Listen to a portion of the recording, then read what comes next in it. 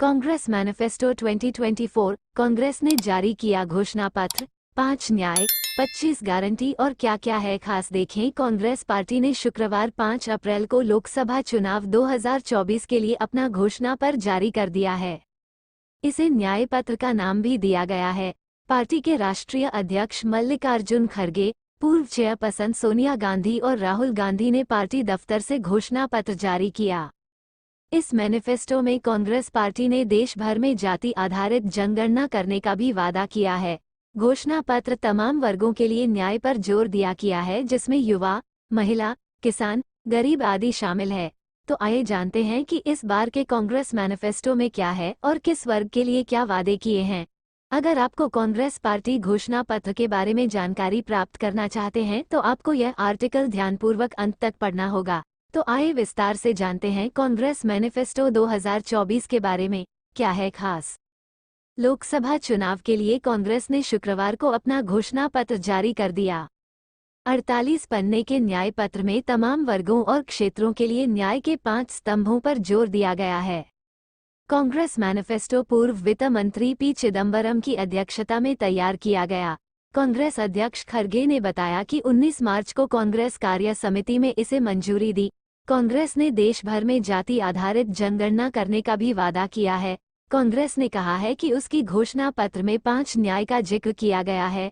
इसमें 25 तरह की गारंटी दी गई है, जिनमें हिस्सेदारी न्याय, किसान न्याय, नारी न्याय, श्रमिक न्याय और युवा न्याय पर आधारित है।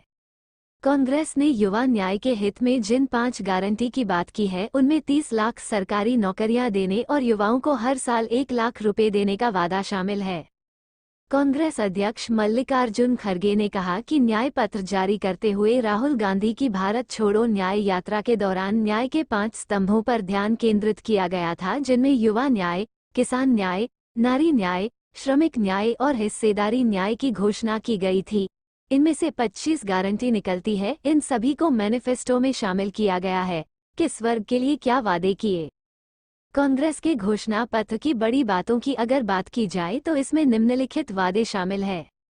राष्ट्रव्यापी आर्थिक सामाजिक जाति जनगणना, अनुसूचित जाति, अनुसूचित जनजाति, अन्य पिछड़ा वर्ग एवं गरीब सामान्य वर्ग को मिलने वाले आरक्षण पर 50% की सीमा खत्म करने की गारंटी दी है। अनुसूचित जाति, अनुसूचित जनजाति और पिछड़ा वर्ग के लिए आरक्षित सभी रिक्त पदों को 1 साल के भीतर भरा जाएगा।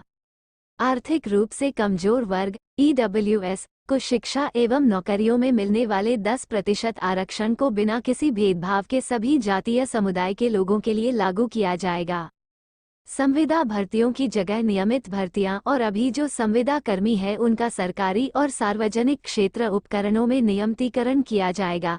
भूमिहीन को जमीन दी जाएगी।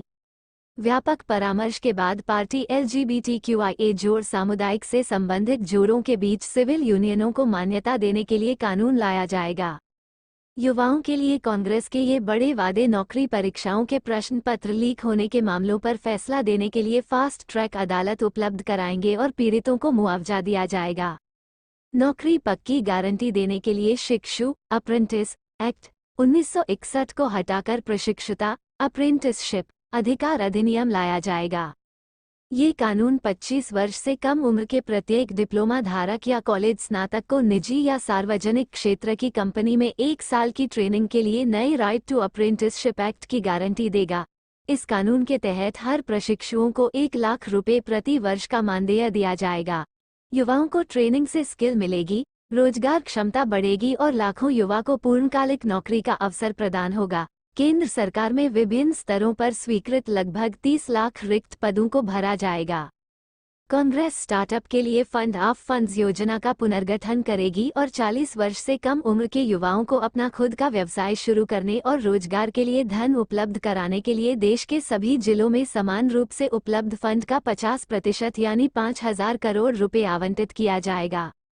सरकार द्वारा उन युवाओं को एक बार की राहत मिलेगी जो महामारी के समय 1 अप्रैल 2020 से 30 जून 2021 के दौरान सरकारी परीक्षा नहीं दे सके। सरकारी परीक्षाओं और सरकारी पदों के लिए आवेदन शुल्क खत्म किया जाएगा। सभी छात्र शैक्षिकी ऋणों के संबंध में 15 मार्च 2024 तक ब्याज सहित ऋण की देय राशि को माफ कर दिया जाएगा और बैंकों को सरकार द्वारा मुआवजा दिया जाएगा। कांग्रेस 21 वर्ष से कम आयु के प्रतिभाशाली और उभरते खिलाड़ियों को प्रतिमाह 10,000 रुपये की खेल छात्रवृत्ति प्रदान करेगी। महिलाओं के लिए ये बड़े वादे। भारतीय परिवार की तृतीय गरीब महिलाओं को बिना शर्त के 1 लाख रुपए प्रतिवर्ष प्रदान करने के लिए एक महालक्ष्मी योजना शुरू करने का संकल्प लिया है। सबसे जरूरतमंद परिवारों में हितग्राहियों की पहचान की जाएगी। ये राशि परिवार की महिला बुजुर्ग के बैंक खाते में भेजी जाएगी। परिवार में बुजुर्ग महिला नहीं होने पर परिवार के सबसे बुजुर्ग सदस्य के खाते में राशि भेजी जाएगी। लोकसभा और राज्य विधानसभा में सीटों के आरक्षण को 2029 के बाद ही लागू करने की अनुमति देंगे। महिलाओं के लिए 1/3 आरक्षण राज्य विधानसभा में लागू हो जाएगा, जो 2025 के विधानसभा चुनाव में चुनी जाएगी। महिलाओं के लिए 2025 से केंद्र सरकार की आधी 50% नौकरी आरक्षित की जाएगी। महिलाओं के वेतन में होने वाले भेदभाव को रोकने के लिए समान काम समान वेतन का सिद्धांत लागू किया जाएगा। महिलाओं को दिए जाने वाले संस्थागत ऋण की मात्रा में वृद्धि की जाएगी। उत्तराधिकार, विवाह, विरासत, गोद लेना, संरक्षण आदि के मामलों में महिलाओं और पुरुष का समान अधिकार होना चाहिए। सभी कानून की समीक्षा की जाएगी। किसानों के लिए ये बड़े वादे। किसान न्याय के तहत न्यूनतम समर्थन मूल्य को कानूनी दर्जा दिया जाएगा। कर्ज माफी आयोग के गठन किया जाएगा। साथ ही जीएसटी मुक्त खेती का वादा किया गया है। श्रमिक न्याय के तहत मजदूरों को स्वास्थ्य का अधिकार देने, न्यूनतम मजदूर 400 रुपये प्रतिदिन सुनिश्चित करने से ही रोजगार गारंटी का वादा किया गया है। फसल बीमा को खेत और किसान के अनुरूप बनाया जाएगा। कृषि लागत एवं मूल्य आयोग (CACP) को एक वैधानिक निकाय बनाया जाएगा। किसान से बीमा राशि के अनुसार प्रीमियम दिया जाएगा और सभी का निपटान 30 दिनों के भीतर किया जाएगा। बड़े गांव और छोटे शहरों में किसानों के लिए खुदरा बाजार स्थापित किया जाएगा ताकि किसान अपनी उपज आसानी से ला सके और उपभोक्ताओं को बेच सके। शिक्षा के लिए ये बड़े वादे। सरकार आने के बाद नई शिक्षा नीति को लेकर राज्य सरकारों के साथ परामर्श करेगी और उसमें संशोधन करेगी। सरकारी स्कूल में कक्षा 1 से 12 तक की शिक्षा को निःशुल्क एवं अनिवार्य बनाने के लिए शिक्षा का अधिकार अधिनियम में संशोधन होगा। सरकारी स्कूलों में विभिन्न परियोजना के लिए विशेष शुल्क लेने की प्रथा को समाप्त किया जाएगा। ओबीसी, एससी और एसटी छात्रों के छात्रवृत्ति धनराशि दुगनी की जाएगी। उच्च शिक्षा के लिए एससी और एसटी छात्रों को विदेश में पढ़ने में सहायता दी जाएगी। उनके लिए पीएचडी में छात्रवृत्ति की संख्या दुगनी की जाएगी। एससी और एसटी छात्रों के लिए आवासीय विद्यालय का एक नेटवर्क खड़ा किया जाएगा और इसे हर ब्लॉक तक विस्तारित किया जाएगा। राज्य सरकार के परामर्श से केंद्रीय विद्यालयों, नवोदय विद्यालयों और कस्तूरबा गांधी बालिका विद्यालय की संख्या को बढ़ाया जाएगा।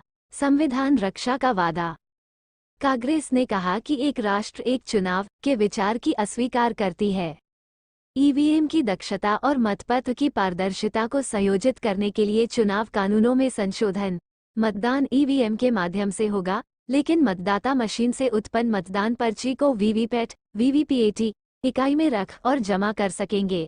इलेक्ट्रॉनिक वोट मिलान का मिलान वीवीपैट पर्ची मिलान से किया जाएगा। संविधान की 10वीं अनुसूची में संशोधन किया जाएगा और दलबदल करने वाले विधायक व संसद को विधानसभा या संसद की सदस्यता से स्वतः अयोग्य घोषित किया जाएगा। भोजन और पहनावे, प्यार और शादी एवं भारत के किसी भी हिस्से में यात्रा और निवास की व्यक्तिगत पसंद में हस्तक्षेप नहीं। सभी कानून और नियम जो अनुचित रूप से हस्तक्षेप करते हैं उन्हें रद्द किया जाएगा। संसद के दोनों सदन साल में 100 दिनों के लिए चलेंगे। सप्ताह में एक दिन प्रत्येक सदन में विपक्षी बेंच द्वारा सुझाए गए एजेंडे पर चर्चा के लिए समर्पित किया जाएगा।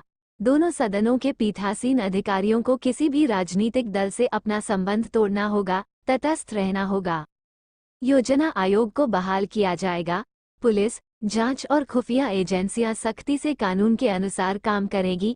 जिन बेलगाम शक्तियों का अभी वो प्रयोग करते हैं उन्हें कम कर दिया आएगा। जैसा भी मामला ही, उन्हें संसद या राज्य विधानमंडलों की निगरानी में लाया जाएगा।